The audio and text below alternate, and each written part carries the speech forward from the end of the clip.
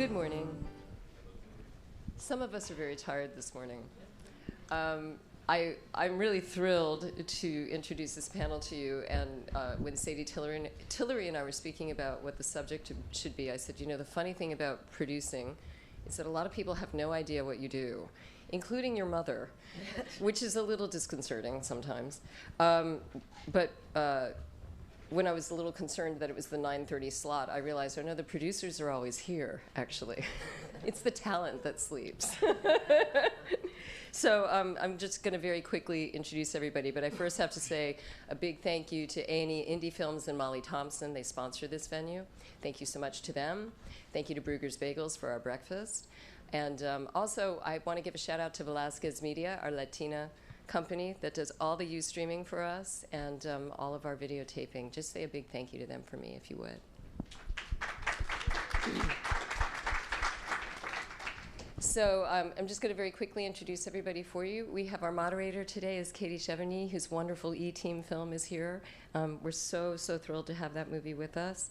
We have way on the other side, Daniel Chalfen, who's been at this festival many times with films. Marilyn Ness, and Marilyn Ness is right here, and Julie Goldman, who I've lived in awe of for a very long time, and has films here as well. Would you just say thank you to your panel, and hello and good morning. Good morning. How are you guys all feeling? You look pretty good, actually. I think maybe we look the worst for the wear up here. Just speaking for myself, anyway.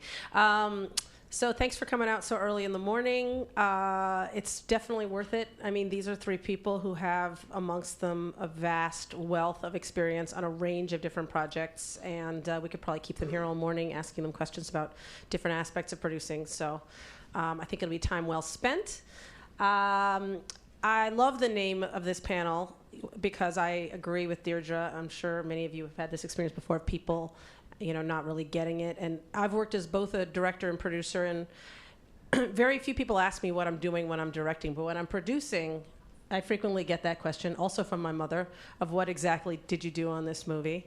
And I feel like saying, I've been working on this movie for years. I've been talking about it for years. I can't believe I still have to answer this question. So apparently we do. But there's also a lot of different kinds of producing that people do on different movies. And so it's great to have the opportunity to really talk about it. Let me start by, let's do some definitions of producing, if you don't mind. So we can talk about the range of different things that we consider producing, because it's also not a totally clearly defined term. So maybe if each of you, and maybe we'll start with you, Daniel, could say a little bit about different kinds of producing you've done, like maybe two different experiences, one where you did this kind of thing on a film and it was producing, and a very different kind of work you did that also for which you took a producing credit. And then Julie can go after Daniel. Well, thank you. Well, thank you for having us here. Firstly, I'd like to actually pick up Deirdre and something she said in the introduction. She said the producers are always here, but the talent is always resting. And that's a really common misconception, that we don't have talent. We're going to rectify that or prove that. But the question you should ask yourselves, or ask us, is how does that talent get onto the set? How does that talent get into the film? And it's often with the director, and it's often with a producer. And just whilst we're talking about Deirdre, I must also point out, because it upset me, I don't know if any of you have the programs here, but when they list, I shouldn't do this in public, I'm sorry. When they list the supporters of the festival, the order they list them in terms of the level of donation, it starts with executive producers, it then goes to directors, and it then goes to producers at a lower level. And I think that's a really common thought, that the director's above the producers. And in fact, the directors and the producers are collaborators, are very equal collaborators. Very often with films I've got involved with, it's a director that has initiated a project and has brought the idea to me. It's a company, we do several films a year. And so we can't, much as we'd like to, initiate many of our own projects. In that case, the director has a certain amount of control, certainly creative. And some projects we do initiate, and the producer would have more control of that. But the director and the producer are collaborators, and I'm just going to, without examples, then I'll move on to Julie. But just to me, the producer's role is to allow the director's vision to come to life. And allowing it to come to life does not just mean logistically, it also means creatively. Because you can't just put the elements in place for it to happen. You also have to have the eye to the market, to the film festivals, and to the strategy for which it's going to emerge and be seen by the world. So that's why I'd say bringing the director's vision to life. Yeah, that's a great point. I think a lot of times people don't expect you to be a creative producer. It's almost like it's a separate title in a weird way. And I think we're all creative producers here. There are some people that are more kind of just do the business and the nuts and bolts and don't spend a lot of time dealing with the production, don't spend a lot of time dealing with the day-to-day or the editing or any of the post, or don't show up for the mix or any of that. There's a really wide range of what a producer is. I think what we're going to talk about is much more hands-on creative producing. So just to be specific, there might be some people who have producer credits who don't do that. That's not what they do. They're much more involved in the financial or the business side. I think we kind of, certainly I'll speak for myself. I mean, I bridge both of those things, and I love, successfully raising money. I don't love raising money, but I love successfully raising money. And I really love the creative process as well. And so it can go from being, with Buck, we were on the set in Montana, just with 3 cameras and dealing with trying to manage a very, very, very broad. It's a film about the guy who's the real life horse whisperer, and so you're dealing with a lot of people and a lot of animals, and that and a lot of heat and a lot of dirt. So that's really fun though. That was a great experience. And then there are some films that it's much more. We come in a little bit later.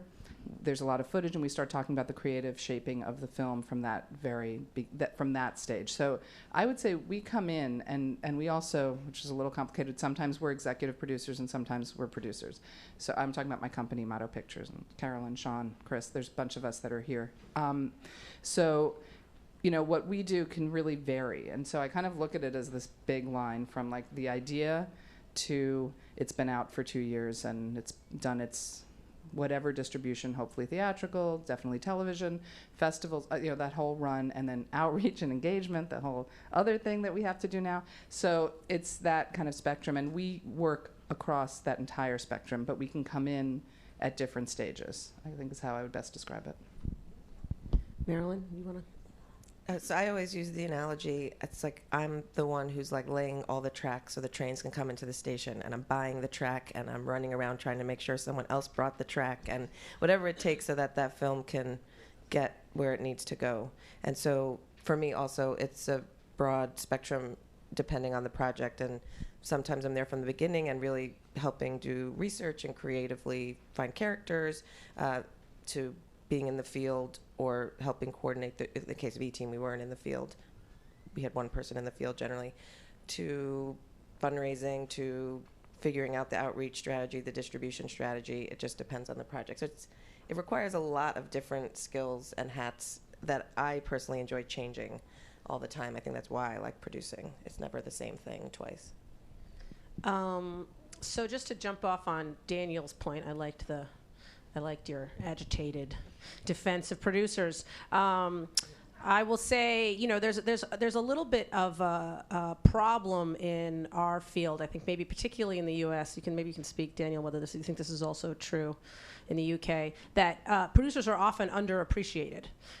Partly, not only with the billing, the director comes first and then the producer, but because people don't really understand what they do. But most documentary projects would never be on the screen were it not for the work the producer did. But again, it's hard to sometimes identify exactly what those elements are. And so that begs a certain question of what are the aspects of producing that are most rewarding? You spoke a little bit to that, Julie, in terms of you like successfully raising money. And what are the things you do? I'm curious both about the brass tacks and also kind of motivationally, because I'm thinking as I see all of you here, how much a filmmaker would benefit from having you be the person they could call whenever they hit a snag for their filmmaking process, like the moral support you offer as a producer. So I'm wondering if you could speak a little bit to what it's like to be that kind of touchstone of the person who's responsible. Like there's periods in a film where it's falling apart and maybe it looks like it's not going to get done, and then you kind of have to, it's partly your role to make sure that doesn't happen, it doesn't get totally derailed from the track. So again, I'd love it if you had specific examples of times where you've helped a film that maybe was in trouble to get done and what that involved.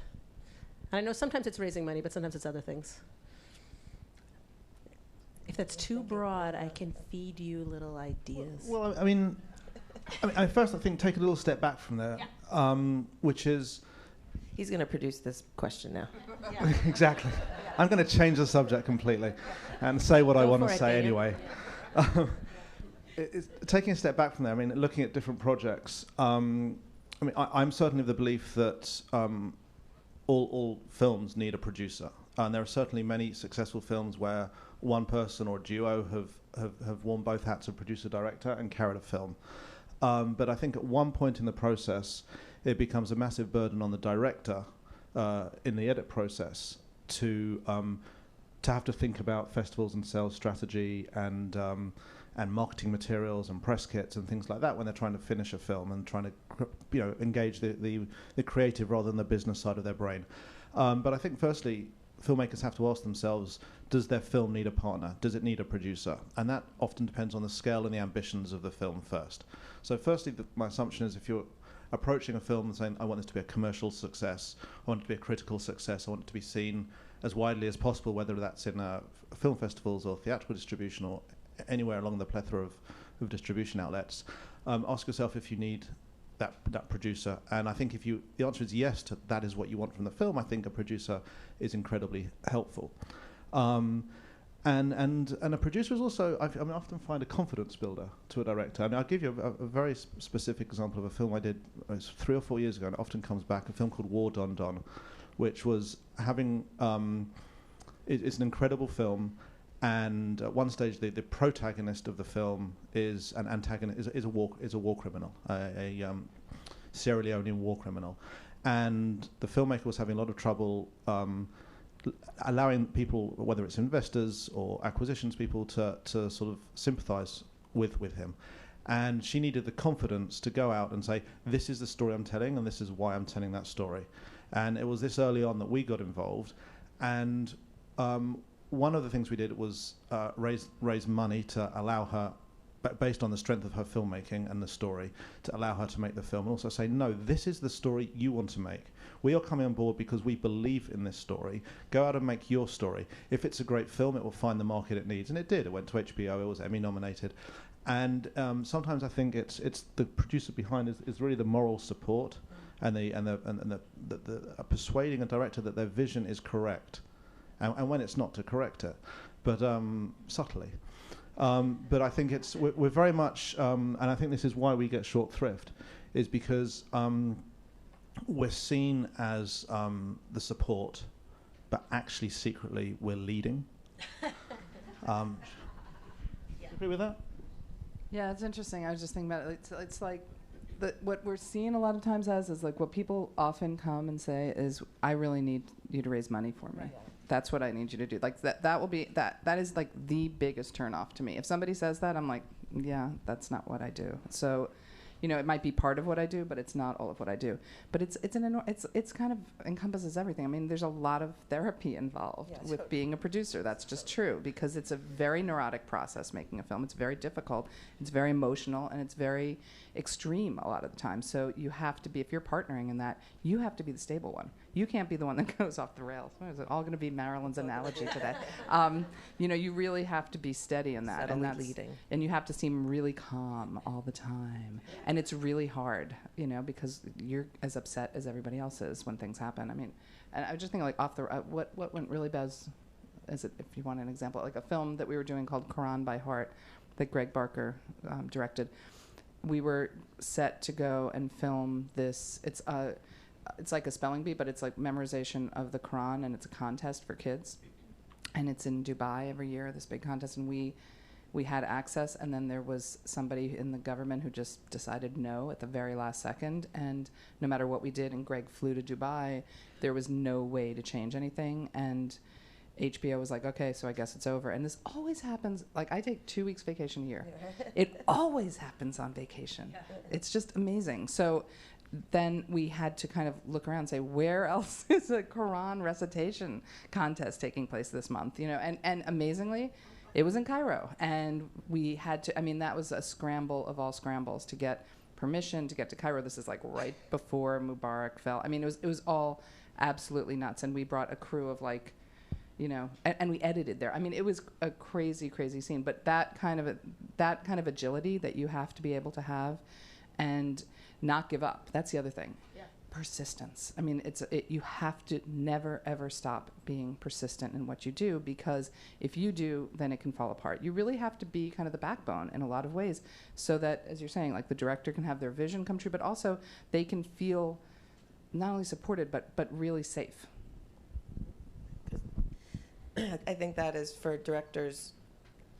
Magic can happen if they're allowed the space to not have to worry about all of the other things that you need to worry about.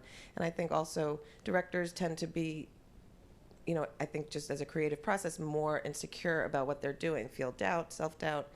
And though we're all experiencing the same challenges of making the production, I don't have to live with the same self-doubt. So I could support them in saying, no, you're on the right track, or we're doing the right thing, or we'll just figure it out this way, or we'll change the location. And it's not sort of loaded with the same creative angst. Not that it's not creative, because you maybe have to be incredibly creative, but that same angst that people get when they're sort of putting their heart out there because it's their vision. So I think that, I always say, like, I'm a mixture of therapist, human resources. It's like so demeaning. But it's like all the things, like how do you get the right people? I think a big part of the job is how do you get the right people to the table to support that process, the whole filmmaking process. You know, can you get the right editor and the right associate editor and the right filmmaking, right camera people to feel like all of those pieces then allow the director to have the tools they need to make their best possible film. Mm-hmm. I mean, that's a really good point, because like this is a team endeavor, no matter what, no matter who's leading it.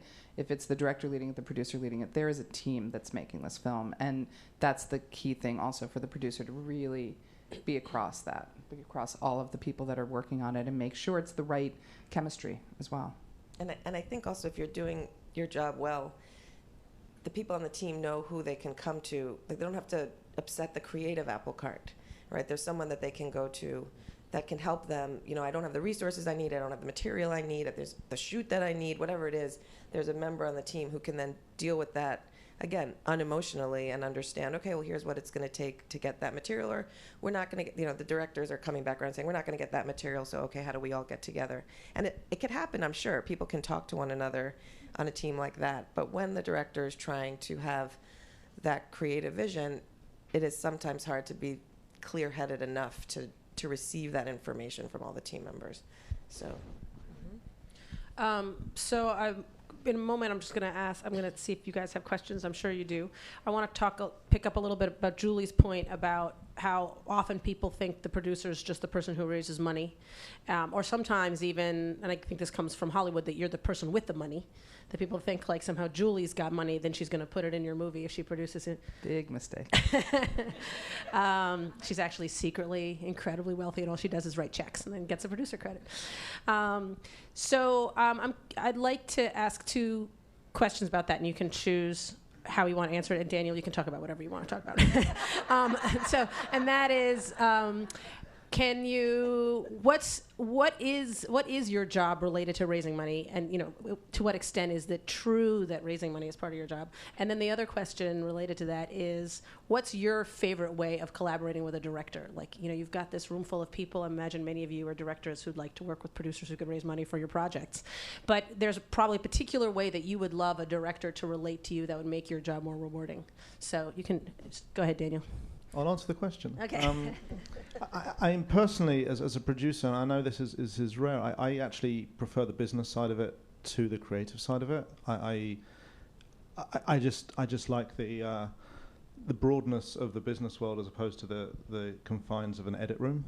I love production. That's something else. But once it moves into the edit, I very much can focus on the business side, which is my preference. And I do think, I mean, we say we're not all about the money, but I think that's an essential part.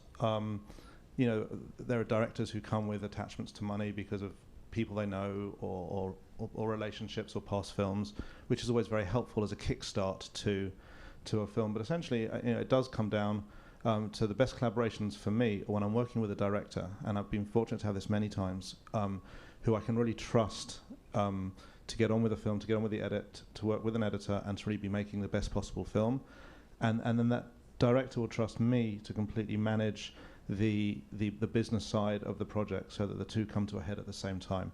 And to me, that's the perfect relationship. I obviously want to go into the edit, and I think to me part of the business side is actually making sure that a film is being made is marketable and is something that has commercial potential. I mean, it's part of the storytelling. It's not, if you want it to be sold and to screen to audiences, it's not just about making the film that the director wants to make, it's about making a film that is accessible and that hits the market in the right way and hits all the right points. And so to me, when I can pop into the edit room and make sure that's on track and make sure we're in sync in what's happening creatively, and I can just go and get on with the business side, I'm very happy. Yeah, and also a lot of times we are actually the bridge, and should be the bridge in a lot of ways, between whoever's financing the film and the director. I mean, that's another point to what you're saying. So it's not only that you want to make sure that it's marketable, but you're sometimes dealing with somebody directly who needs to be reassured that you're making it marketable along the way. So if you're dealing with a distributor, usually, with us, it's a broadcaster, or like a participant, you want to make sure, first of all, that they have a good relationship with the director, but that they don't have to go to the director for everything, and the director doesn't have to go to them for everything. That you are the person that can really be the liaison in a very constructive way is the best way to do it. The other thing is, I love the business side too. I mean, I kind of love it all, which is fun. And I would say that in terms of raising money, it can be extremely creative, and it's constantly looking at what's coming. Where is the money going to come from, because it's shifting. Like suddenly there's nobody broadcasting documentaries for a couple of years. I mean, it goes really, really low, and it's just, PBS and HBO, and suddenly everything. Then suddenly it's like, hey, Al Jazeera's popping up, and Pivot's popping up, and CNN Films are popping up. I mean, obviously A&E IndieFilms is a staple throughout, but since there's some supporting this panel, and I'm looking at the banner, but it's you really have to watch the trends that are going on now. It's like impact. Everybody wants to talk about impact, engagement, social issues, social engagement. So you do, as much as I didn't want to pay attention to that, because I'm like, I don't want another thing. That what I was like happy to leave off the table, but it just, you can't. And you can also help raise money for production if you are kind of clever about how you look at the engagement that's going to take, like kind of the tail wagging the dog part of it. So it's really important to kind of see what's happening, what's coming, what funders are suddenly popping up. If there's somebody who you meet who is doing something that's really interesting with private money, there's so many different pockets. So that's a kind of, I mean, in terms of the business, that part's creative, and also looking at the distribution and what's going to happen with the life of a film. And the first thing, when we really sit down seriously to discuss a film, the first thing is like, what's your dream? What's plan A? And then we're like, okay, we may not get there, but let's think about B and C too, and really, but have that kind of roadmap ahead of you so that you can, you can visualize it, you can see what you really want to happen for the film. And then director, I has to have a good sense of humor. If it's not fun, if we can't like in the midst of like the worst of it, still be able to like say something really awful and laugh, then it's just not worth it. It really, really is not worth it to me. So financing, I have found somehow this little niche where a lot of folks who are first-time filmmakers haven't yet been able to, get that bigger money or the broadcast money up front. They might get there at the end of the project. And so for me, and filmmakers are spending so much time in the field with their subjects and really are building this vast network, which you now hear about is great for impact and great for outreach. So trying to help folks figure out how best to harness the resources they have, because not everybody's going to get the film grants or the broadcast pre-sale or whatever it is. So I have enjoyed trying to help filmmakers figure out where the untapped money is for that first phase of the project, the one that's super hard to get money for. And then usually, you can get over the hump and have some money to creatively work. And I always encourage folks, get that first money and then creatively work, stop. And then hopefully you have the producer on board who now has something that they can use to go out and show folks, here's the proof of concept, here's the thing that we're trying to make and we all believe in. And it's, takes time, and it takes creative time. And I find every time I start a new project and then like open the fundraising notes from the last project, like 8 of them are gone and 3 of them have evolved and they no longer have that mission, and so you start again. And it's both fun and frustrating, depending. But I do like that. I like the challenge of that. And then my dad's an accountant, so I totally nerd out on the numbers. It's just really that whole side of my brain. Totally do, right? I'm like such a nerd. I send her a spreadsheet. She's like, what is this? It's a spreadsheet. You want a producer who's really nerdy about numbers, I would say. I think that's a good thing. Do you want to address the director question? Oh, what was the question? Well, what relationship do you like to have with directors, like in terms of giving you room to maneuver, or? Yeah, I like when they give me room. This is your opportunity to like tell directors how to behave. He's like, I don't even want to hear it. He's like, catch you later. Bye. I like to be a creative part of the process for sure. I mean, that's just my personal, as much as I like to nerd out on the numbers, I think being a part of the film in progress is very enjoyable for me. So in the case of E-Team anyway, like one of the things that we did, which I enjoyed and maybe you didn't realize was happening, but I really noticed, was I would watch the footage. Let's say you guys were screening towards the end every day. I'd watch once a week so that I was sort of the fresh eyes, freshest eyes in the room at that moment anyway. And I liked being able to give the notes and be part of that process. I mean, so the fact that there was some creative, or like, what are we shooting, or where are the characters, and being part of that process, for me, then makes the fundraising parts more enjoyable. I don't like to be 10,000 feet above the creative thrust of the film, personally, which I found interesting. That you're like, I mean, once, I wouldn't even say weekly, but certainly every couple of weeks, I definitely want to see where things are at and talk through the process. And I definitely, I'm watching clips and sections and assemblies on a regular basis. But I mean, I've got a film being sound mixed and this weekend. As long as it's not laid off until I've seen it, then I'm fine. Right. But the other thing is that we also have to, I think, there are films that you come and you love and you get involved with and you simply cannot raise money for. Yeah.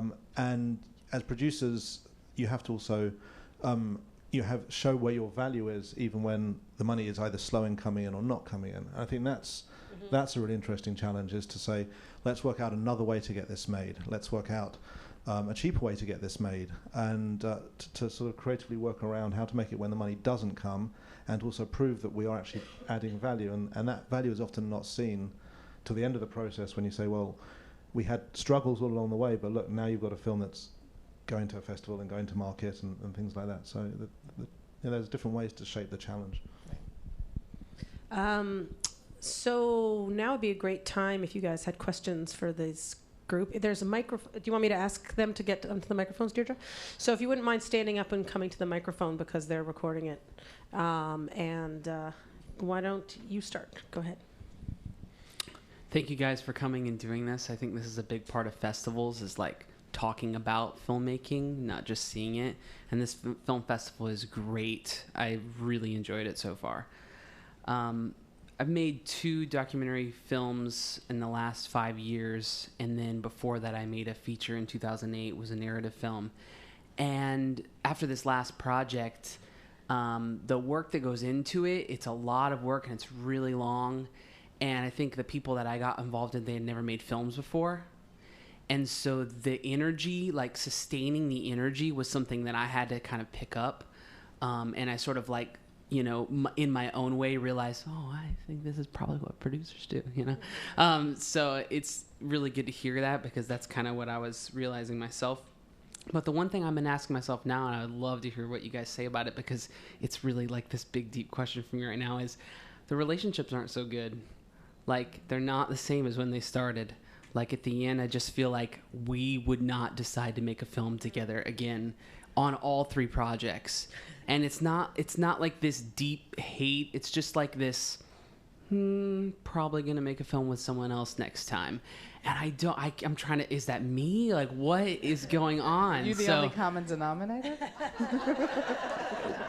So, yeah, I just wanted to have you guys talk about that. Can we give some examples?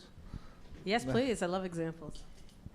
I mean, that's a great question, and I think you have to look at each film in and of itself, and as if it's like it's a family, This is the family that you don't choose rather than the family that you do choose. And if the process of each film is a success, then walk away with that, pocket it, enjoy it. It's a bonus when you can work with a filmmaker repeat times, and it's an amazing thing when you work with a filmmaker that you want to work with again and again and again. But yes, a lot of emotions, a lot of arguments, a lot of issues come up. You learn a lot about the people you're working very closely with, and it's inevitable. But as long, I think, my view is it's ideal would be to maintain all relationships, and perfect is to find filmmakers that you want to work with over and over again. But when that doesn't happen, if you can finish that film in a good place, I think that's enough. But if that's important to you to have continuity with a team and build a team and keep working together, then you might want to actually talk to them, some of the people, the key people, and say, I'm wondering, now we've had a little time apart, and I want you to be really honest with me and talk about the process with them and get some understanding from them. Yeah, thank you for saying that's something that someone else had given me advice on, and the one thing that I did find is that I was okay continuing the process because I found a new connection, or we could do this, or we can go on that festival, and I would stretch the project a little further because I'm self-employed and I can make that happen, and sometimes the other partners, they don't like that. And I think that was one of the things that I learned, is making that deadline clear and drawing a success point and walking away then. And I think sometimes I would allow that to blur because I could and other people couldn't follow, and so it was sort of holding standards over other people without really knowing it. Actually, the last point you made, that's one thing now over the years. I've been fortunate to work with the same people over and over again, and part of it, and this would be the therapy part of the job, is actually ending the project and either taking a little bit of time apart just to do that, right? Walk out of the room, count to 10, come back. Mm-hmm. And part of it is then sitting down and saying what worked for you, what didn't work for you. But one of the things that I've actually started making really clear is when I work with a director is let's define the end point, right? Like, is it the premiere? Is it the broadcast? Whatever it is for that project, and we agree to that so that there's no, it's not nebulous, but then there's no anger or there's a word I'm thinking resentment. That's the word. Thank you.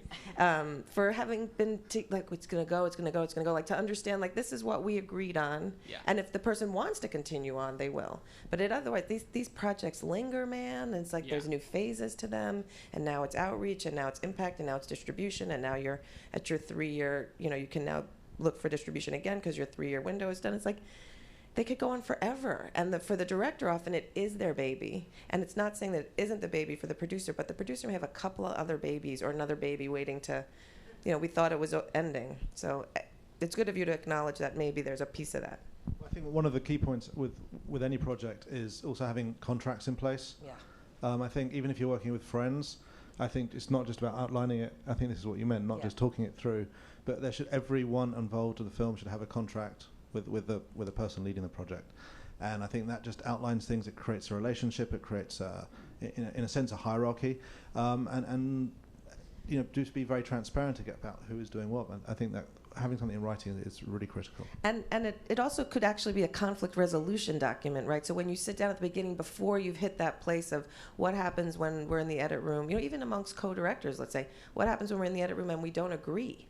If you've taken the time before that heated moment has arrived to discuss how it is you might handle that, it's going to go a lot smoother than trying to figure it out while you both are fighting the great fight. So I think people find it somehow businessy to have a contract, that's not the soft, touchy-feely way we make a film. But at the end of the day, everybody's talking about having these successful films and defining success in some ways by business success. So let's own it as a business, and let's treat it as a business, and let's business it up a little. I mean, one of the things you're hearing in response to this question and in general is that one of the things producers can do with films is help to professionalize the process, to make it have there be professional relationships all along the way. The money is handled professionally as opposed to haphazardly, which is no good. So that's one of the things you're committing to if you're choosing to work as a producer or if you're working with a producer, is this is going to be a professional operation. This is business. Do we have another question over there? Yes. My name is Jane. I'm a recent graduate from the Savannah College of Art and Design and Film, looking for a job, just so you know. I was wondering, when you have an idea for a film, and it's a very specific idea, how do you approach a company or a business for sponsorship? And when you have that idea, do you target fundraising based on the idea or based on a track record of giving money to films? And when you say sponsorship, you don't mean corporate sponsorship. You mean getting a production company on board to help with your project? Either one, actually, because, getting the money to start your film any way that you can is really my priority. It's a good question. I think the most important thing to do is when you have an idea is to cement that in writing. And it doesn't cost anything other than time to put your idea very coherently and very professionally into a treatment, into a proposal document.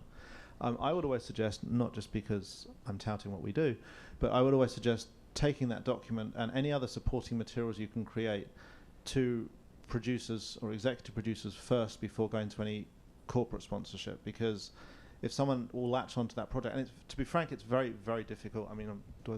To get a producer to attach to just a proposal. But you'd want to try and, as Katy said, professionalize your operation as early as possible. And so you've got to go through all the motions of trying to bring on film professionals to work with you as consultants or as advisors, and then take it to the corporate places and the larger fundraisers. Unless you have local people who you go to who can give a small amount of money, who you have relationships with. And what you said about looking for a company that actually has a track record doing something very similar, it can work for you or against you. You have to be, if it's a company that's doing feature documentaries, they can't, you can't repeat. So it's actually, if you say, this is just like your other film, it's not helpful, because they've done that film, and even unless it's a genre that they, you can have the conversation, but unless it's a genre that they're trying to open up and broaden, and they want to do a series, and maybe yours can work, it's not necessarily the best approach. So you really want to find somebody that doesn't, it's not an exact target, but they do things that fit within what you're doing. It's in the realm, but it's not spot on. And then I would just add, there so many projects cross our transoms at any given time, proposals, cold proposals, and how do you pick? Some of the ideas are great. It's hard to tell on paper sometimes.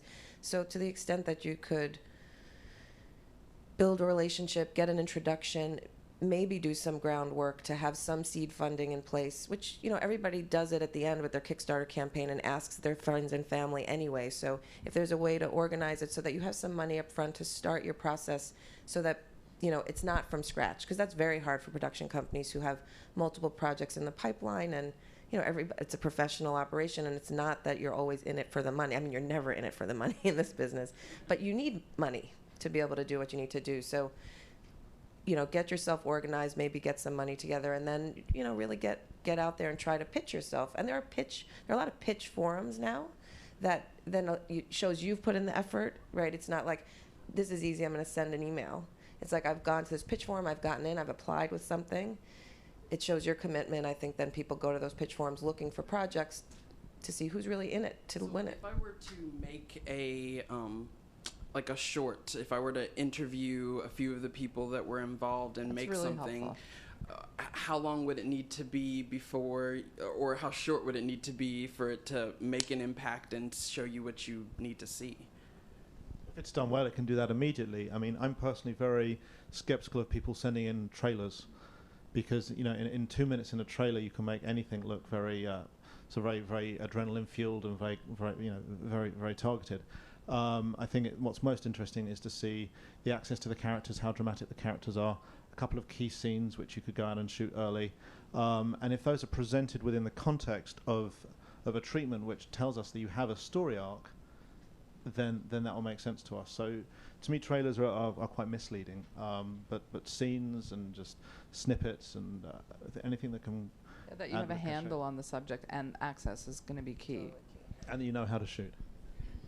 And the pitching forums that Marilyn was talking about, just in case you don't know, the Hot Docs Film Festival has a pitching forum that you can apply to, and IDFA, the Amsterdam Documentary what is it, the International Documentary Film Festival, Amsterdam. They also have a pitching forum, and then there are smaller ones that are starting as well. More locally, there's the film that I have here called In Country. The two directors, first-time film directors, had been making a film in a vacuum for 2 years, and had no idea how it would be received. They had a very, very early. They hadn't really started editing yet, and they applied to the Camden International Film Festival, which is a small Maine festival, which has an amazing pitch forum, and they ended up going there. And it has a small industry attendance, but powerful industry attendance. And as a result of that, there's a direct correlation between them pitching there, winning that pitch, and a year and a half later premiering here, and everything that's happened from Sundance funding to Hot Docs pitching. Did you since see then. them at Camden? Was that how you? Yeah, I got involved as a result of the. So Look what they came up with. Yeah, awesome. But There's also not pitching forums, but there's industry meetings that you can apply to be part of if you're a grantee through Tribeca Film Institute, and also the IFP has an application that you can put in for as well. Great. Do you have a question over here? Yes, good morning. I'm Martin L. Herring. I've learned so much this morning from the conversations that have taken place. It can be too much to do by yourself. Team play, it works. I'm always in the field, so therefore I'm not too great in the edit room. It is kind of time consuming. But I didn't hear any comment from a producer perspective. You talked about relationship with financing or relationship with the team, but what about the percentages that or criteria that the investors may want on the back end once the decision is made, or in the process of making the decision to give you money for the film? So you're talking about like equity investors? Well, whoever the investors might be, they say, why should I give you, if I make the decision to give you this money to produce this documentary, what will my return be? What percentage of return can I expect? And how does that, what kind of breakdown is discussed like that? There are formulas, but you shouldn't feel like there's a formula, because every film is different and every financing landscape is different. And, if you get a grant, you generally don't have to repay it. If you go to equity investors to fund your film, there is usually a return that they get on their investment, that they're in the first position. Let's just look at it as a pool very quickly. So you have 100% that you've gotten. Let's say you've gotten 100% from equity investors. They get 50% of the back end, you get 50% of the back end. And that's how it's usually split. That's, if you want a formula, that's the kind of typical. They recoup their money first. They get a VIG on it. They get, a premium of between 10 and 25%, depending on what you can negotiate. Then whenever the profits are made from that, then there's an equity split. So that's one thing that's like very typical, but everything can be negotiated, everything can be changed. And in documentary films, investment financing is really on the upswing, but most documentary filmmakers, you affiliate yourself with something called a fiscal sponsor, which is a nonprofit that allows you to have people give you money, which would be a tax-deductible donation. It goes through the fiscal sponsor, and then they give the tax deduction essentially, and for a small percentage, and then they give you the funding. And that's how why you can go to your friends and family and say, can you support me and make a tax-deductible donation? You make that arrangement. And also by getting a fiscal sponsor on board, there is a vetting process of sorts where you've submitted a proposal and a budget, and it seems legitimate and worthy to them. And that's another, this is part of assembling the team, right? When you're beginning and you're new, you need reputable names around you. And if you can't get a production company on board, the fiscal sponsor is a way to start. Like, here's a company that thinks the project has been vetted and is appropriate. And that's a name that goes in your portfolio of names just to begin with. And with that, you can begin to raise money. So But that would be, there wouldn't be a back end in that situation. no back end. It's You don't pay money back. You pay a small fee to the fiscal sponsor for the monies that come in. Mm-hmm. And then the other thing is, you have crowdfunding, which you also don't have to repay. There's a lot of strata of non-recoupable money that comes in for documentaries, including a license fee for television, which you then don't have to repay in any way. So there's a lot of that. But if you do go to equity, you try to mix it up is the best idea. Try to get free money as much as you can, and then when you have to bring in other money, then just try to be creative in the discussion. The place to start is obviously with a budget. And then the second place to go is a projected revenue, which is an incredibly difficult thing to do. But there's enough market figures out there It's hard because most of the big money for documentaries is from broadcast, and those numbers are less public than theatrical box office numbers. So if you dig around, you'll find those broadcast numbers. Work out if your film, subject-wise, style-wise, fits into a certain broadcaster. Is it a PBS film? Is it an A&E film? Is it an HBO film? Is it a Netflix film? Work out what they're paying. I mean, and then go down the ladder. And yes, start with the free money. Move your way up to equity money as you become more and more in need of it. Thank you all. Another question over here. So I need some guidance on this front. I spent 9 years as a literary theatrical agent in New York. I founded a not-for-profit in Chicago to do live performance. It was subsequently broadcast on public radio. I've been doing that for 20 years. I have a huge background as a producer, dealing with contracts, all of that. I came up with an idea for a documentary film 5 years ago. I've been working on it for 5 years. Time is of the essence because a lot of the participants involved are elderly, and to capture their story, I have to get it done. And I've kind of sort of taken it on my own, using my own resources or with a tremendous assortment of volunteers who are so passionate about the idea that they volunteered their time. But I'm now at that juncture where I have to pay people. And I have somebody who's willing to write me a check to do that. My problem is trying to figure out who that person should be that collaborates with me. People, I think, are a little put off because I've been living with this story for 5 years and I'm so passionate about it. It's clearly my vision, and I very much see myself in a directorial role on it. I know enough about producing from my other experiences and from doing this along the way to participate as a producer, but I also know what I don't know. And what I need is to bring somebody on board who can do something like look at the project where it is now and say, to finish it, this is how you need to put together a budget so I can pass it to the person who's willing to write me a check because she's been waiting on it. And I don't have enough experience in the film business to say, okay, here's what I've got, here's where I need to end up, and this is what I need to do it. And also for brainstorming purposes, I want somebody else to come on board because I've been doing this on my own, and I know I'm at that juncture where I need another pair of eyes and ears to kind of move it into its finished state. So I talked to somebody about being a co-producer, and then somebody said to me, no, you don't really want a co-producer. That's a different stratus of involvement. You really want somebody who's a producer, and you can have shared producer credit. So I just wondered if you guys had any insight on the difficulties of, as I say, of bringing somebody in when I've been living with it for 5 years at this juncture, and what role or what title or what experience I really need to take it to where it needs to go to finish it. Sure, and I would just like to say thank you for setting an example of the kind of why a producer is useful. Because as you said, you've been working with it for 5 years and you've made all this progress, but in order to get to the finish line, you've realized you need the collaborative help and the sort of professionalization of somebody with experience. And so that's exactly what we're talking about. Credibility, too. Yeah. I mean, I have years of credibility as a producer. I don't have credibility in the film market, and I think having somebody who's got credits as a film producer is invaluable to have on board this too. Right, so you're in a position to recognize the value of what a producer can offer at this point, which is a key element to starting into a partnership. Right. Okay, if the panelists want to answer. We just end the panel on that. We've got one person's respect. I think we've done well. Right. No, I mean, I take it a step back. I think, firstly, whenever I'm going to work with a director that I don't have an existing relationship with, I can spend often months and months talking to that person about their project before I officially come on board. Because when I come on board, I want to know that we have a good level of communication between us. I want to know that we share a vision. I want to know that they listen to me, and that I want them to know that I listen to them.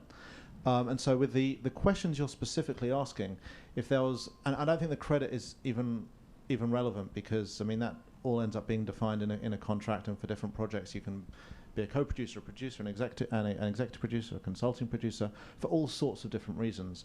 I think if the very sort of basic and structural questions you're asking, if you sent someone an outline of your film and show them some of the material you've shot, and they have an attraction to that material, I think just in your basic conversations with them before entering agreement, if that information is not going to be forthcoming, I don't think that's going to be a good working relationship. If someone's not prepared to look at that small amount of material and say, I do find this attractive, let's work out what you need in order to work out what I can bring to the table, then I don't think that's going to be the right collaborator for you. Someone who's going to come and say, well, I want to be a producer, I want to be paid X, Y, Z, and this is what I'm going to get, and then I'm going to give you these answers, I don't think is the right collaborator in any way whatsoever.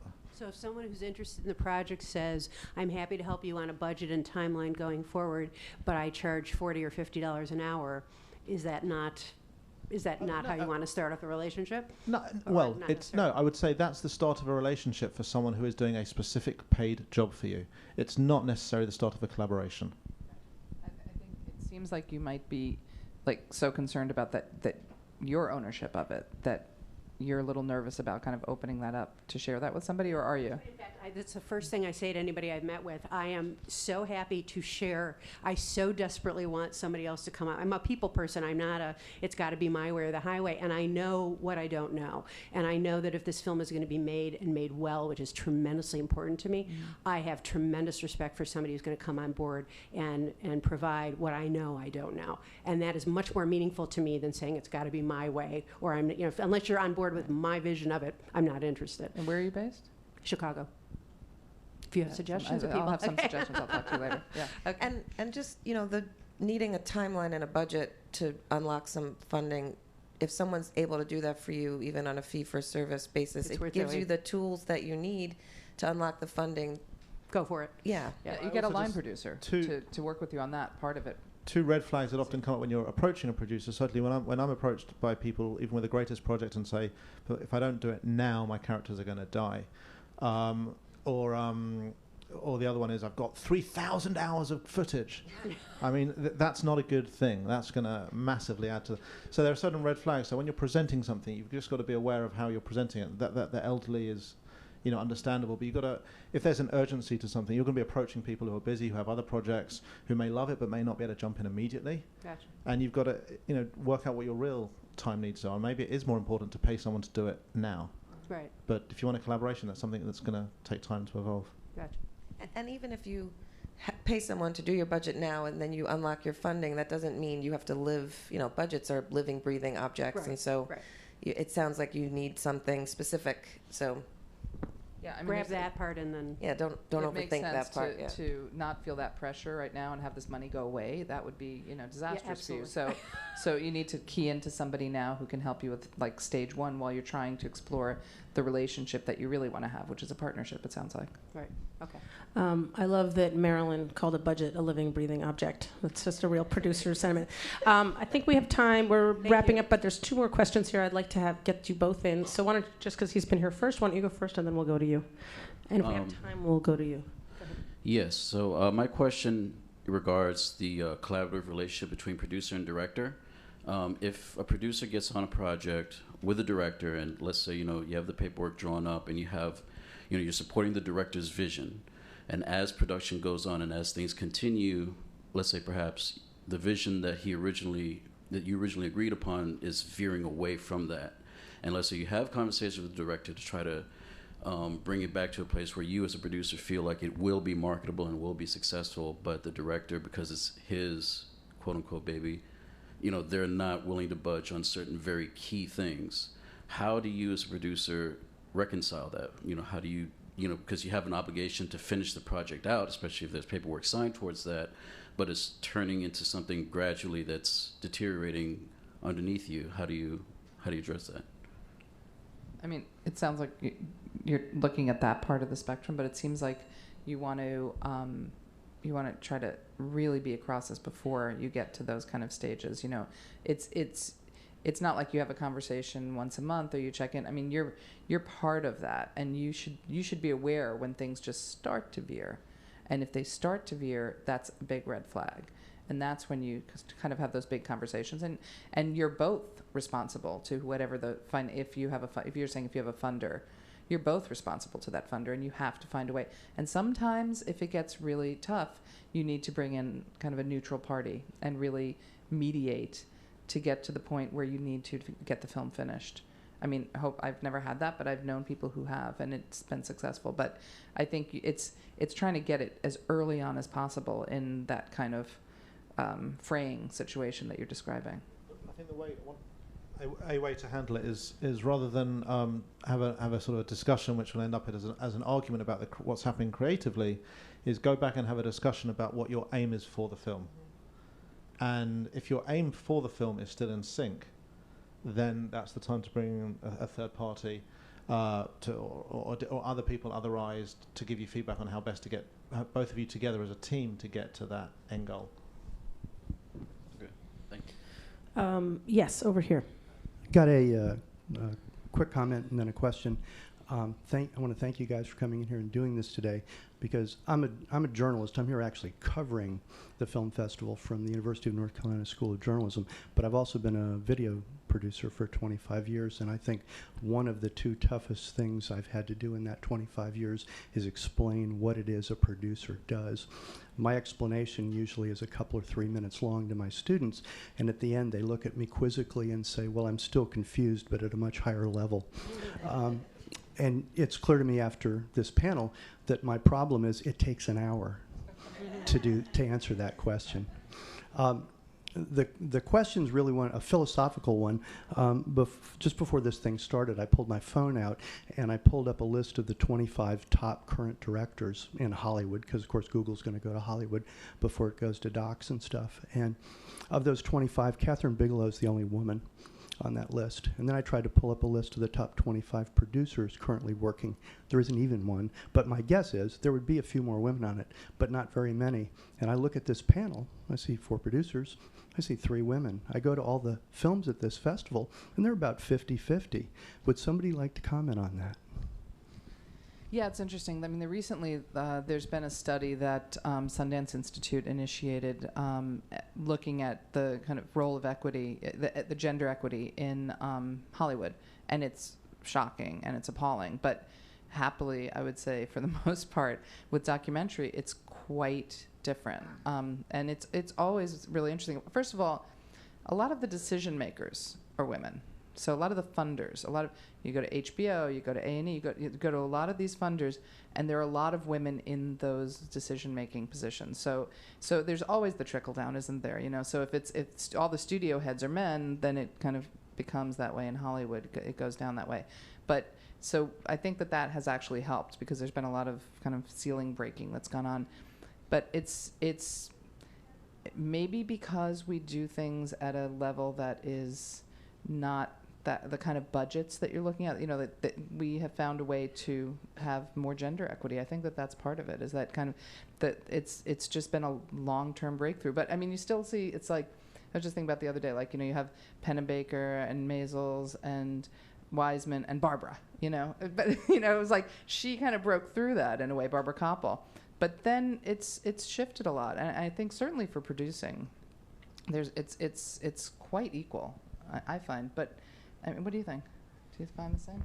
Yeah, I mean, it's partly, I think, that documentary is easier to break into than fiction. That's why there's more women in documentary. And I think it's also that the budgets are lower, and there's a lot of statistics around asking for money, and women ask for less money than men do, and they get less of what they ask for than men do, which is just super duper depressing. But the Chronicle of Philanthropy has several studies that show that kind of thing. So if the budgets of documentaries are like, you know, a tenth the size of fiction, there's maybe some correlation there about why there's more women in docs. And also, I mean, I wonder what you think, Daniel, if you have any perspective on that. You probably do work with a lot of women in this, but documentary is a little bit less. Documentary is a little bit more touchy-feely than fiction too, which, you know, I think is whatever, something that women are into or something like that. What do you think, Daniel? Are you like, I wish there were some men on this panel to defend my gender? I'm saying I wish there was a different question. Yeah. Well, firstly, for the best concise definition of a producer, go back to the film Wag the Dog, and there's a scene where Robert De Niro is coming from the White House because he wants to get a film made to create a war, and he approaches Dustin Hoffman in his Malibu mansion and says he wants him to produce a war. And Dustin Hoffman goes off on this incredible rant about how under-respected producers are, and it's like a 2-minute clip.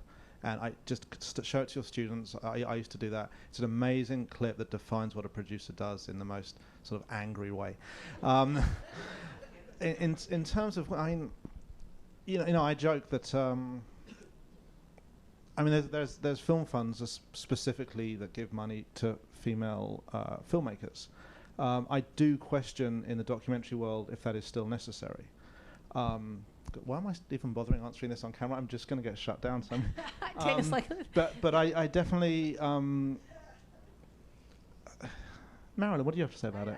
I was like, I don't even know what to say either, which is great. I am a woman who tries to hire women, and though our team was sort of equally split, on this project, the last A&E team that's here. I don't know why. I mean, it bums me out that it's an issue, because we were just at the Sundance. At Sundance, there was a breakfast where they were touting some numbers that Sundance has made an effort to fund women, and actually in documentaries, I think it's more than 50% of the producers that they fund are women. So I feel like they're crossing a hurdle. We need a panel next year. Yeah. To answer this question. But you know what's? I would say one interesting thing. If you look at the directors in documentary who make the most money, that might be different. Yeah. And actually, I'd be a really bad producer if I didn't end us on time. So if you could thank the panel, I would greatly appreciate it. I thank the panel. And I think you're right. I think next year we do a speakeasy, but not just on gender. Gender preference and race in documentary is actually a really big issue, and getting people on the other side of the camera. So we'll talk about that, and I listened to that very carefully. Get to your films, and I hope I will see you at 12:30. Thanks so much.